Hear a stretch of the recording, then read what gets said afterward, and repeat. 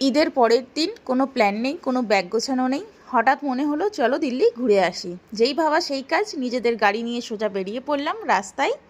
যেতে যেতে আকাশের ওই প্লেনগুলো দেখে মনে হচ্ছিল আমাদের মতো সবাই যেন আজ ঘর ছাড়া। দিল্লি তো আমার যেই জিনিসগুলো বেশি ভালো লাগে, রোড সাইডের এই ধারে ধারে যেই ফুল গাছগুলো লাগানো, এইগুলো আমার বেশ ভালো লাগে।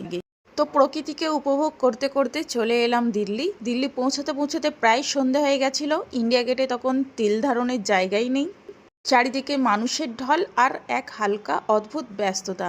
হালকা একটু ঘোরাঘুরি করে ইন্ডিয়া গেটের সেই চিরচেনা রূপটা একটু ফ্রেমবন্দি করে নিলাম। ইন্ডিয়া গেটের সেই বিশালতা আর তার গায়ে জ্বলে ওঠা সোনালি আলোগুলো এক অদ্ভুত ভালো লাগা তৈরি করেছিল।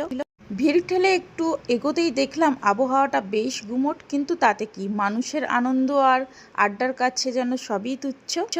আমরা বেশ কিছুক্ষণ ওখানে পায়চারি করলাম। ইন্ডিয়া গেট থেকে গাড়ি নিয়ে এবার গন্তব্য পুরনো দিল্লি। রাত তখন 10টা বাজে। মিনা বাজার প্রায় বন্ধের মুখে। মসজিদের ভিতরে আর ঢোকা হলো না ঠিকই, কিন্তু গাড়ির জানালা দিয়ে রাস্তার চারপাশে শান্ত জামা মসজিদ আর পুরনো দিল্লির মেজাজটা ছিল দেখার মতো। পথে যেতে যেতে চোখে পড়লো দিল্লির ফেমাস মহব্বতের শরবতের স্টল। চারিদিকে মানুষের ভিড় আর ওই লাল শরবতের মায়া যেন দিল্লির এই রাতকে রঙিন করে তুলেছে। এবার আমাদের আসল কাজ, দিল্লি আসবো আর আল কুরৈশির কাবাব খাবো না, তা কি হয়? তো ওখানে গিয়ে অর্ডার করেছিলাম গরম গরম রুমালি রুটি আর নরম কাবাব। টিক্কার সেই স্বাদ মুখে লেগে থাকার মতো। খাওয়া শেষ করে আতর আর টুকটাক কিছু কেনাকাটা সেরে নিলাম।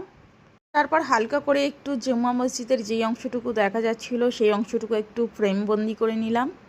অল্প সময়ের এই সফর শেষ করে এবার ঘরে ফেরার পথে।